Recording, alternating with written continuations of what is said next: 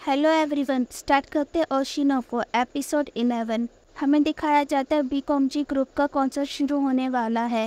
दूसरी तरफ हमें एक फैंस का ग्रुप दिखाते हैं जो डिस्कस कर रहे होते कि हमें ये कॉन्सर्ट देखना चाहिए कि नहीं, बीकॉमजी ग्रुप का। जहाँ पे उनका लीडर ये बताता है, मुझे इन लड़के का तो पता है नहीं, लेकिन जो पुराना वाला ग्रुप था उसकी जान आई थी। दूसरी तरफ जो बीकॉमजी ग्रुप है उनकी एंट्री होती है और उनका परफॉर्मेंस स्टार्ट हो जाता है।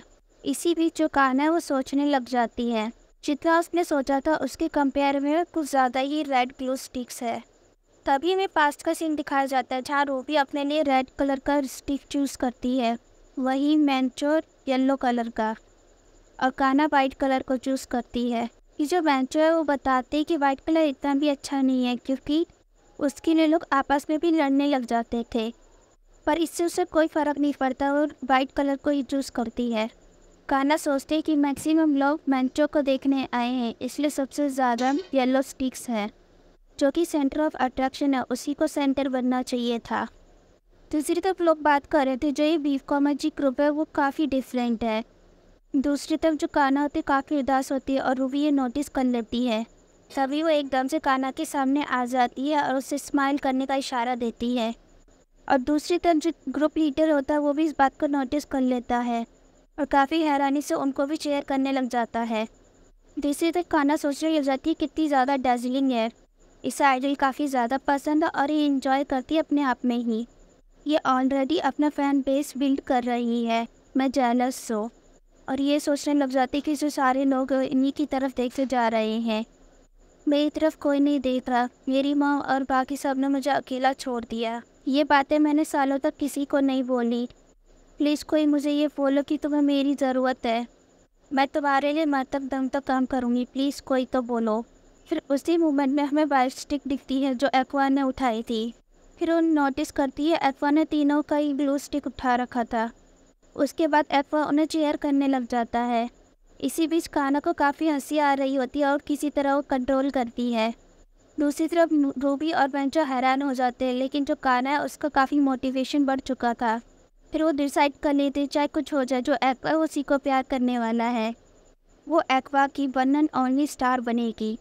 दूसरी तरफ जो एक्वा है वो भी हैरान हो चुका था और बाकी का जो कॉन्सर्ट है वो भी काफ़ी कमाल का जाता है।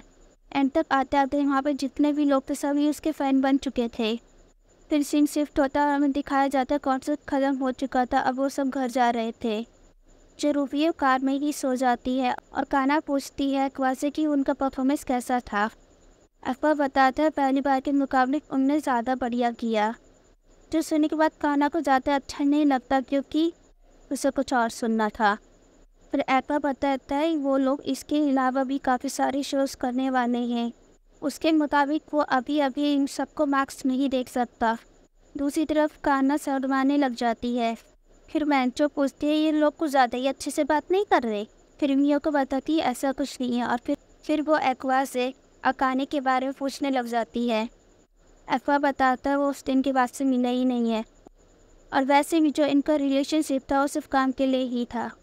वो लोग जल्दी ही मिलने वाले हैं इंस्टाग्राम पर पिक्चर अपलोड करने के लिए। इसके बाद जो कान्हा है उसको काफ़ी हैरानी होती है और वो एक्वा को बोलने लग जाती है, ऑफकोर्स जो अकाने हो तुम्हें कैसे पसंद कर सकती है। फिर उसे चिढ़ाने भी लग जाती है। फिर दूसरी तरफ जो मैंचो उसको रियलाइज़ होता है जो अकाने है वो एक्वा को पसंद करती है। फिर वो हैरान हो जाती है, भाई ऐसा हो कैसे सकता है। दूसरी तरफ वो सोचती है जो एक्वा है वो अकाने को पसंद करता हो या फिर अकाने एक्वा को पसंद करती हो। दूसरी तरफ कान्हा को खुश देखते हुए उसे समझ नहीं आता आखिर किसको सपोर्ट करे। दूसरी तरफ अकाने को दिखाया जाता है जिसे एक नया काम मिल चुका था। उस काम को देखने के बाद उससे पता चलता है एक्वा भी उसके साथ काम करने वाला है इस प्रोजेक्ट के लिए, जिसे देख के वो काफ़ी खुश हो जाती है। फिर सीन शिफ्ट होता है, नेक्स्ट डे का सीन दिखाया जाता है जहाँ कान्हा एक्वा से पूछ रही होती है आखिर उसने पियोन का कॉस्ट्यूम क्यों पहना हुआ था।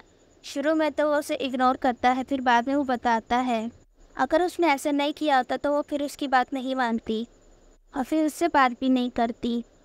ये सुनने के बाद जो कान्हा है वो शुरुआत में कंफ्यूज हो जाती है। फिर वो अमेज होते हुए बोलते तुम बस मुझसे बात करना चाहते थे। फिर वो एक्वा का मजाक उड़ाने लग जाती है।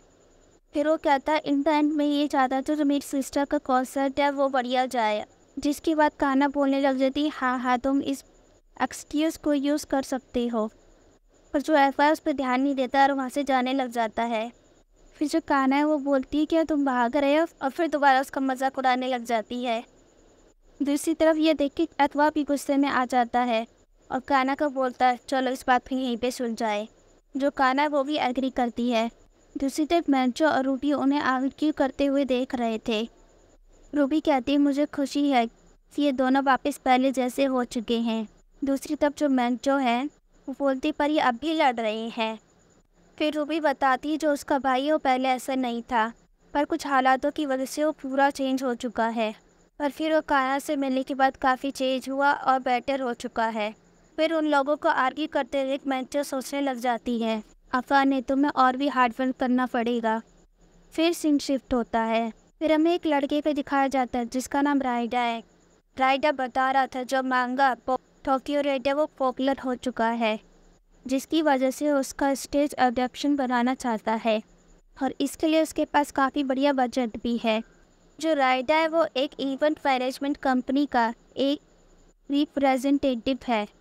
जो मसाया वो बताता है जो उसकी डॉक्टर है वो भी इस मांगा के साथ काफ़ी हुक हो चुकी है। फिर वो पूछता है 2.5D स्टेज अडेप्टेशन। राइडा हाँ बोलता है और बताने लग जाता है जो काफ़ी बढ़िया बजट होने की वजह से वो प्रोजेक्टाइल मैपिंग सीजे का यूज़ करने वाला है। मतलब बेसिकली वो भारी भारी चीज़ें इस्तेमाल करने वाला है। यहाँ तक कि वो ये भी बताता है जो वो किसी कंपनी के साथ पार्टनरशिप भी कर चुका है, जो सुन के मसाया को भी हैरानी होती है। फिर वो बताता है कि वो अकाने का भी यूज़ करने वाला है इस प्रोजेक्ट में। फिर मसाया पूछता है क्या तुम्हारे पास और भी लोग हैं जिनका वो यूज़ कर सकता है। फिर मसाया बताता है उसके पास है अपकमिंग स्टार्स, यहाँ तक मैं तुम्हें उन्हें इंट्रोड्यूस कराने वाला हूँ। वो दोनों अपनी तारीफ़ करते हुए एक दूसरे से आर्ग्यू करते हैं। फिर वहाँ का माहौल अपट हो जाता है और जो वहाँ पर उनका डील है वो भी कंफर्म हो जाता है। फिर सीन शिफ्ट होता है और हमें दिखाया जाता है एक्वा अकाने के साथ होता है और उन्होंने इंस्टाग्राम पे भी फ़ोटो पोस्ट कर चुकी थी। अकाने एक्वा से 2 मिनट के बारे में पूछती है जिसमें वो काम करने वाली है, उसे यह ऑफ़र मिला कि नहीं, जहाँ पे एक्वा हाँ बोलता है। अकाने से पूछती क्या तुम ज्वाइन करने वाले हो या नहीं, जहाँ पे एक्वा आई के बारे में याद करता है और फिर हाँ बोल देता है। फिर अकाने खुश हो जाती है और बताती है कैसे उसे इस स्टोरी में कपल का रोल मिलने वाला है, जो ये कास्टली है उन्होंने इंटेंसली किया है। फिर वो इस एनिमी के बारे में बात करने लग जाते हैं जहाँ पे वो कंफ्यूज होते हैं कि ये कैरेक्टर कौन प्ले करने वाला है। फिर पीछे से आवाज़ आती है और वो बोलती कि मैं करने वाली हूँ और फिर पता चलता है वो काना है। पर वो इन सभी को छोड़ते हुए उन दोनों को लेक्चर देने लग जाती है कैसे वो फालतू की चीज़ें पोस्ट कर रहे हैं अपने इंस्टाग्राम में। अगर वो लोगों को याद ना दिलाए तो लोग भूल जाएंगे इस पिक्चर के बारे में। वो और भी काफ़ी सारी चीज़ें बोलने लग जाती है। जो अकाने है वो इन चीज़ों को सुनकर ज़्यादा खुश नहीं होती है। फिर वो काना से बोलती मुझे लगा था तुम एक्टिंग छोड़ चुकी हो और एक आइडल बन चुकी हो। ये बात वो गुस्से में बोलती है और मुझे वियर्ड लगती है। फिर जो काना है वो भी ज़्यादा खुश नहीं होती और बोलने लग जाती है कि मुझे पता नहीं चला कि एक्टिंग में ज़्यादा पैसा नहीं मिलता, इस वजह से तुमने एक डेटिंग शो किया है जहाँ पर तुमने अपनी प्राइवेट लाइफ को लीक करते हुए खूब सारे फॉलोवर गेन किए और यहाँ पर दोनों के बीच एक कॉन्फ्लिक्ट सा चल रहा था। फिर एक्वा को पता चलता ये दोनों एक दूसरे को पसंद नहीं करते। जो काना है वो बाय कहते हुए चली जाती है वहाँ से, लेकिन उसके जाने के बाद जो अकाने है वो काफ़ी ज़्यादा गुस्से में होती है और वो यहाँ पे बताने लग जाती है कि वो काना को काफ़ी टाइम से जानती है, यहाँ तक कि उसकी जो एज है वो भी सेम है और ऊपर से वो सेम ही इंडस्ट्री में है। दोनों ने ही बचपन से एक्टिंग स्टार्ट कर दी थी, लेकिन जब भी उसे कोई रोल मिलने वाला होता वो काना खा जाती। पर उसने इतने सालों तक अपना टाइम वेस्ट नहीं किया, अब वो उससे नहीं हारने वाली। दूसरी तरफ एक्वा है सोचने लग जाता है जो एक्टर से काफ़ी ज़्यादा कॉन्फिडेंट है। फिर हमें काना को दिखाया जाता है जो गुस्से में जा रही थी। दूसरी तरफ राइट सारे मेंबर्स को देखने के बाद काफ़ी ज़्यादा एक्साइटेड था क्योंकि ये सब अपकमिंग स्टार्स थे। उसके बाद उन सभी कैरेक्टर को दिखाया जाता है जो सीज़न 2 में आने वाले हैं। और हमें इनके बारे में कुछ नहीं बताया जाता है, बस इनका चेहरा दिखाया जाता है। दूसरी तरफ हमें रूबी को दिखाया जाता है जो अपनी मॉम की ग्रेवयार्ड को विज़िट कर रही होती है और वो इस बात को याद करती है कैसे उसकी मॉम चाहती थी कि वो एक आइडल बने और उसका भाई एक्टर बने। दूसरी तरफ हमें एक्वा को भी दिखाया जा रहा होता है जो सोच में डूबा हुआ था, जो कि यही सोच रहा था उसे आगे क्या करना चाहिए। और इसी तरह इस सीज़न का लास्ट एपिसोड ख़त्म होता है। पर मुझे आप लोगों का तो पता नहीं, पर मुझे काफ़ी एक्साइटमेंट हो रही है कि सीज़न 2 कब आएगा। अगर आप सब भी एक्साइटेड हैं सीज़न 2 के लिए तो प्लीज़ कमेंट करके ज़रूर बताएं।